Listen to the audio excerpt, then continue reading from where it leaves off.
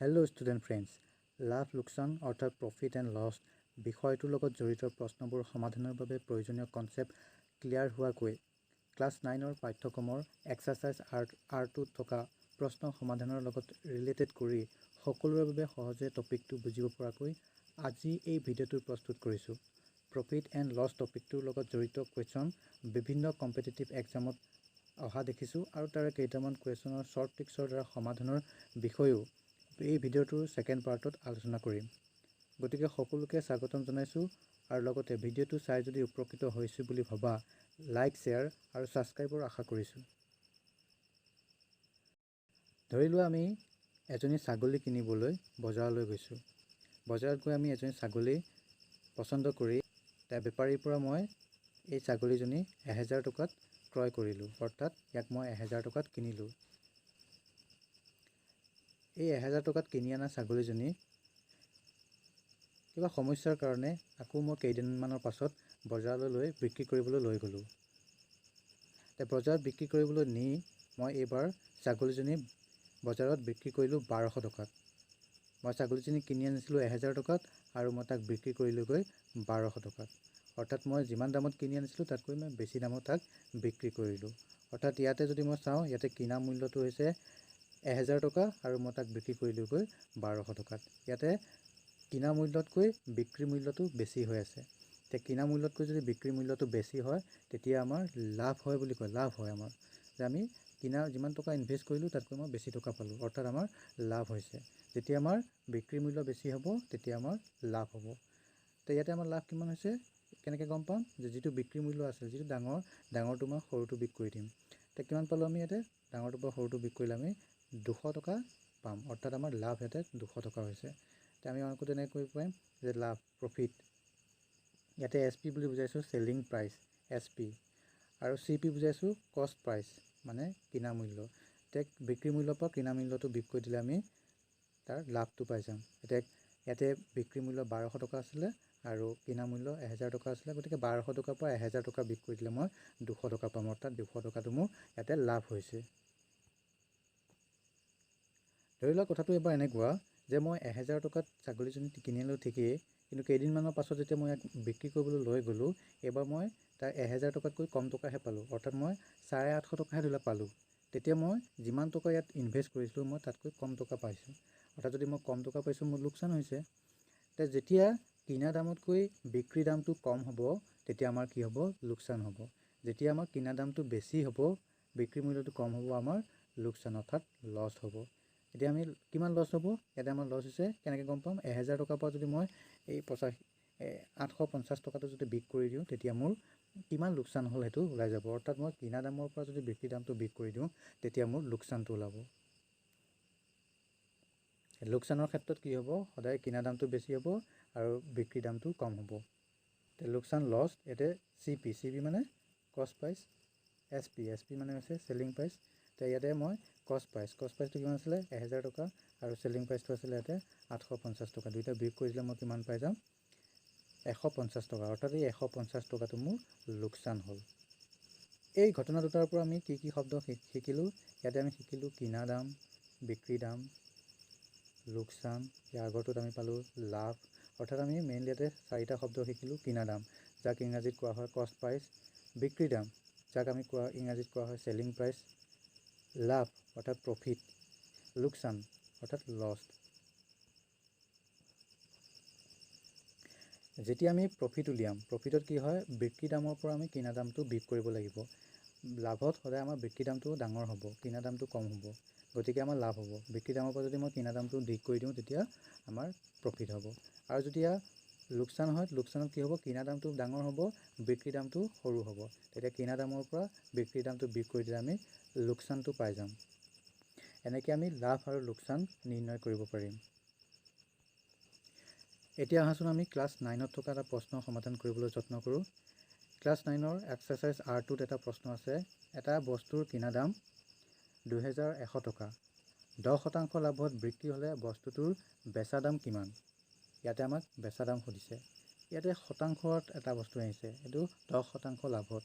10% লাভৰ তাৰ অৰ্থটো কি হৈছে 100 টকাত তাৰ লাভ হয় 10 টকা 10% লাভৰ এই এনেকুৱা শতাংশত থকা অংক আমি এতিয়া কেনেকৈ সমাধান কৰিম তে আমাক ইয়াতে কি দিয়া আছে দিয়া আছে বস্তুটো কিনা দাম দিয়া আছে আৰু শতকৰা লাভৰ পৰিমাণ দিয়া আছে উলিয়াব দিছে বেচা দাম এনেকুৱা অংক সমাধান কৰিবৰ কাৰণে আমি এটা ফৰ্মুলা জানিব লাগিব তে ফৰ্মুলাটো হৈছে এইটো ফৰ্মুলাটোত ইয়াতে যদি চাওঁ বিক্ৰী মূল্য সমান 100 plus profit percentage divided by 100 into কিনা দাম চমুকৈ যদি মই ইয়াতে লিখোঁ SP equal 100 plus profit percentage divided by 100 into CP ইয়াতে SP বুজাইছে চেলিং প্ৰাইচ অৰ্থাৎ বিক্ৰী মূল্য ইয়াতে CP বুজাইছে কিনা মূল্য কষ্ট প্ৰাইচ এতিয়া ইয়াতে হৈছে প্ৰফিট পাৰ্চেণ্টেজ অৰ্থাৎ শতকৰা লাভৰ পৰিমাণ প্ৰফিট পাৰ্চেণ্টেজ এই ফৰ্মুলাটোৰ জৰিয়তে মই বিক্ৰী দাম উলিয়াব পাৰোঁ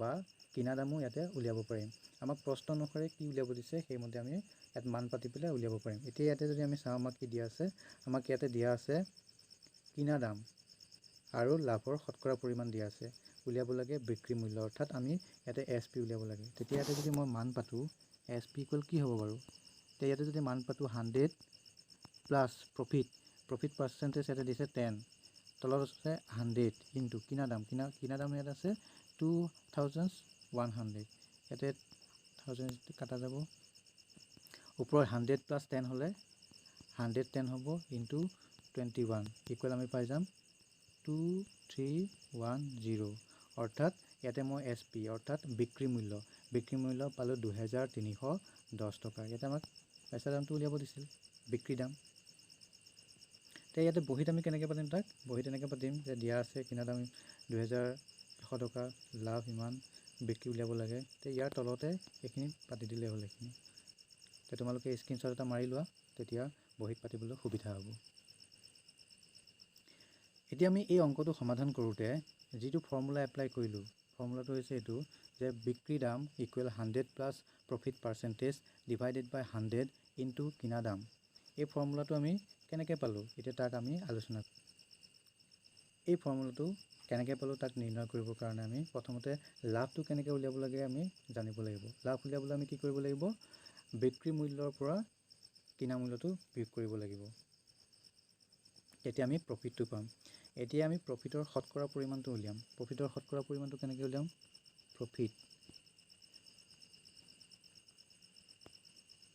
প্ৰফিট পাৰ্চেণ্টেজ উলিয়াবৰ কাৰণে আমি কি কৰিব লাগিব যিটো আমাৰ লাভ অৰ্থাৎ SP মাইনাছ CP SP মানে চেলিং প্ৰাইচৰ পৰা যদি মই কষ্ট প্ৰাইচটো বিক্ৰী কৰি দিওঁ তেতিয়া লাভটো পাম এই লাভটোক আমি কিহে হৰণ কৰিব লাগিব কষ্ট প্ৰাইচ অৰ্থাৎ কিনা মূল্য যেতিয়া আমি প্ৰফিট পাৰ্চেণ্টেজ উলিয়াম তেতিয়া আমি লাভটোক আমি কিনা মূল্যটোৱে হৰণ কৰিব লাগিব লগত 100% পূৰণ কৰিব লাগিব তেতিয়া আমি প্ৰফিট পাৰ্চেণ্টেজটো পাম এই প্ৰফিট পাৰ্চেণ্টেজটো যদি মই ইমপ্লাইজ কৰি যাওঁ তেতিয়া নেক্সট মই কি লিখিব পাৰিম ইয়াতে এই যিটো CP ইয়াতে হৰণ হৈ আছে মই সমান চিহ্ন এফালে লৈ আহিম তাক সমান চিহ্ন বাওঁহাতলৈ আনিলে সি প্ৰফিটটোৰ লগত পূৰণ হ'বহি প্ৰফিট পাৰ্চেণ্টেজৰ লগত CPটো পূৰণ হৈ যাব তেতিয়া সমান চিহ্ন সিপাৰে কি থাকিব SP মাইনাছ CP ইনটু 100% থাকিব 100% ইয়াকে যদি মই আকৌ সৰল কৰি 100%টো মই সমান চিহ্ন বাওঁহাতলৈ আহিলে ইয়াতে পূৰণ হৈ আছিলে সমান চিহ্ন বাওঁহাতলৈ আহিলে সি হৰণ হৈ আহিব ইকুৱেল SP মাইনাছ CP আছিলে SP মাইনাছ CP আকৌ মই কি কৰিম এইবাৰ মাইনাছ CPটো সমান চিহ্ন বাওঁহাতলৈ লৈ আহিম সমান চিহ্ন বাওঁহাতলৈ আহিলে সি প্লাছ হৈ আহিব অৰ্থাৎ ইয়াতে আছিলে profit into CP divided by 100 আছিলে সিফালৰ পৰা মাইনাছ CPটো আহি ইয়াতে প্লাছ CP হ'ব ইকুৱেল SP এতিয়া এইখিনি যোগ কৰিবলৈ কাৰণে আমি LCM ল'ব লাগিব লসাগু 100 CP তলত 1 আছে এতিয়া 100 আৰু 1ৰ LCM 100 হ'ব এতিয়া ক্ৰছ পূৰণ কৰি পেলাই আমি ওপৰত পাতি দিলেই হ'ল এই CP তলত 1 আছিলে এইটো 1টো ইয়াৰ ওপৰত পূৰণ কৰিলে প্ৰফিট ইনটু CP লগত পূৰণ কৰিলে এইটো প্ৰফিট ইনটু CP হ'ব মাজত প্লাছ চিন আছে প্লাছ আহিব 100 আৰু CP পূৰণ কৰিলে 100 CP হৈ যাব 100 CP হ'ব ইকুৱেল আমি পাম SP ইয়াতে যদি মন কৰা দেখিবা ওপৰত CP প্ৰফিটৰ লগত পূৰণ হৈ আছে CP 100ৰ লগত পূৰণ হৈ আছে গতিকে মই ওপৰত CPটো কমন লৈ ল'ম তেতিয়া আমি কি পাম profit plus 100 into CP divided by 100 equal SP হ'ব। ইয়াকে যদি মই ঠিকমতে লিখিব খোজোঁ, এই SPটো মই সমান চিহ্ন বাওঁহাতলৈ লৈ আহিলোঁ, মানে চাইডকেইটাও চেঞ্জ কৰি দিছোঁ। বাওঁহাতে থকাটো সোঁহাতে থকাটো বাওঁহাতলৈ লৈ আহিছোঁ। তেতিয়া বাওঁহাতে মই SP পালোঁ, সোঁহাতে কি পাই যাম, profit plus 100 into CP divided by 100। এইটো হৈছে SP অৰ্থাৎ চেলিং প্ৰাইচ। চেলিং প্ৰাইচ উলিওৱা ফৰ্মুলাটো এইটো, profit plus 100 divided by 100 into CP।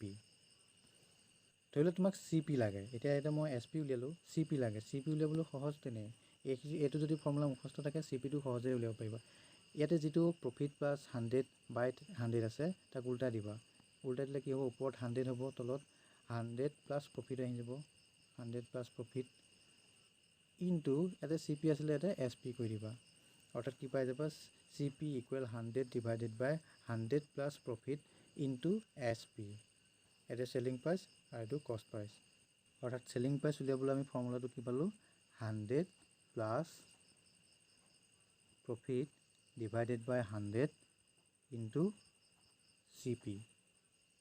আকৌ কষ্ট প্ৰাইচটো উলিয়াবলৈ আমি কি পালোঁ, 100 divided by 100 plus profit into SP। এইকেইটা আমি লাভৰ ক্ষেত্ৰত বেচা দাম আৰু কিনা দাম উলিওৱাৰ সূত্ৰ। এতিয়া কেতিয়াবা আমি এনেকুৱা হ'ব পাৰে যে লোকচান হ'ব পাৰে, যেনেকৈ আমি দ্বিতীয় উদাহৰণটোত আমি পাইছিলোঁ যে আমাৰ লোকচান হৈছিল 150 টকা। এই লোকচানৰ পৰিমাণটো দিয়া থাকিলে, যে লোকচানৰ অংক দিয়া থাকিলে কেনেকৈ চেলিং প্ৰাইচ আৰু কষ্ট প্ৰাইচ উলিয়াম, তাৰ বাবে আমি কি জানিব লাগিব, তাৰ বাবে আমি লোকচান কেনেকৈ উলিয়াই এইটো জানিব লাগিব। লোকচান হ'লে আমাৰ কিনা দামটো বেছি হয় আৰু বিক্ৰী দামটো কম হয়, গতিকে কিনা দামৰ পৰা আমি যদি বিক্ৰী দামটো বিয়োগ কৰি দিওঁ লোকচান ওলাব। এতিয়া লোকচানৰ শতকৰা পৰিমাণটো কিমান হ'ব, loss percentage equal CP minus SP। ঠিক লাভ লোকচানৰ অংকত সদায় কিহৰ ওপৰত নিৰ্ভৰ কৰিব, কিনা দামৰ ওপৰত। গতিকে ডিভাইডেড বাই CP ইনটু 100% হ'ব। অৰ্থাৎ আমি লোকচানটোক তাৰ কিনা মূল্য হৰণ কৰি তাৰ লগত 100 পূৰণ কৰি দিলে আমি লছৰ পৰিমাণটো ওলাই যাব। এতিয়া ইয়াতে সৰল কৰিম, আকৌ এই লছটোৰ লগত CPটো পূৰণ কৰিম, সি লছ পাৰ্চেণ্টেজটোৰ লগত CPটো পূৰণ হ'ব। তেতিয়া সমান চিহ্ন সিপাৰে থাকিব CP মাইনাছ SP ইনটু 100%। এতিয়া নেক্সট আমি কি পাই যাম, ইয়াতে যিটো 100 আছিল, 100টো সমান চিহ্ন বাওঁহাতলৈ আহিম, ইয়াত পূৰণ হৈ আছে, সমান চিহ্ন বাওঁহাতলৈ আহিলে সি হৰণ হৈ আহিব। অৰ্থাৎ loss percentage into CP divided by 100 equal CP minus SP। ইয়াতে মই কি কৰিম, এই যিটো SP ইয়াত আছে, SPটো মই সমান চিহ্ন বাওঁহাতে লৈ আহিম আৰু এই যিখিনি এইফালে বাওঁহাতে আছে তাক সমান চিহ্ন সোঁহাতলৈ লৈ যাম। এতিয়া SPটো সিফালে মাইনাছত আছিলে, এইফালে আহিলে সি প্লাছত হ'ব। এতিয়া CPটো নিজৰ জেগাতে আছে, এই লছ পাৰ্চেণ্টেজ ইনটু CP ইয়াতে প্লাছত আছিলে, মই সিফালে নিলে সি মাইনাছত হৈ যাব। অৰ্থাৎ loss percentage into CP divided by 100 হ'ব। এতিয়া ইয়াতে যদি মই লসাগু লওঁ তেতিয়া কি পাই যাম, 100, এইটো 100 CP minus loss percentage into CP হ'ব। ইয়াতো ঠিক তেনেদৰে ওপৰত CP আছে, CP মই কমন ল'ব পাৰিম। তেতিয়া মই কি পাই যাম, SP ইকুৱেল CP কমন ল'লে তাতে আমি কি পাইছোঁ, 100 minus loss percentage into CP divided by 100। অৰ্থাৎ ইয়াতে যদি লোকচান হয় তেতিয়া SP মানটো হ'ব 100 minus loss divided by 100 into CP, আৰু CP মানটো উলিয়াবলৈ উঠনি নিচিনাকৈ উল্টাই দিলে হ'ল 100 divided by 100 minus loss percentage into ইয়াতে SP আহি যাব। কিনা মূল্য আৰু বিক্ৰী মূল্য লোৱাৰ 4টা ফৰ্মুলা পালোঁ। যদি আমি এইটো মুখস্থ কৰিব পাৰিছোঁ, এইটো উল্টা পাতি দিলেই হৈ যায়। যদি এইটো মুখস্থ কৰিব পাৰিছোঁ, এইটো উল্টা পাতি দিব পাৰিলেই হৈ গ'ল। লাভ লোকচানৰ শতাংশ দিয়া থাকিলে আমি কেনেকৈ আমি এপ্লাই কৰিব লাগিব তাৰ কাৰণে আমি ফৰ্মুলাকেইটা এই ভিডিঅ'টো শিকিলোঁ। এতিয়া নেক্সট ভিডিঅ'টোত মই ইয়াৰ লগত ৰিলেটেড বিভিন্ন পৰীক্ষাত অহা কুৱেশ্যন আলোচনা কৰিম আৰু তাৰ চমু পদ্ধতিও মই তোমালোকক শিকাম। গতিকে ইমান পৰে ভিডিঅ'টো চাই থকাৰ বাবে ধন্যবাদ আৰু নেক্সট ভিডিঅ'টো চাবা বুলি আশা কৰিলোঁ। তোমালোকে যদি উপকৃত হৈছোঁ বুলি ভাবা লাইক শ্বেয়াৰ আৰু ছাবস্ক্ৰাইব কৰিবা। কিবা নুবুজিলে কমেণ্ট ছেকশ্যনত জনাবা। তোমালোকৰ কিবা এনেকুৱা প্ৰশ্ন থাকিলে মোক কমেণ্ট ছেকশ্যনত জনালে মই এইবোৰ ভিডিঅ' আকাৰে ইউটিউবত আপলোড কৰি থাকিম। তোমালোকে চেনেলটো ফ'ল' কৰি থাকিবা। Thank U.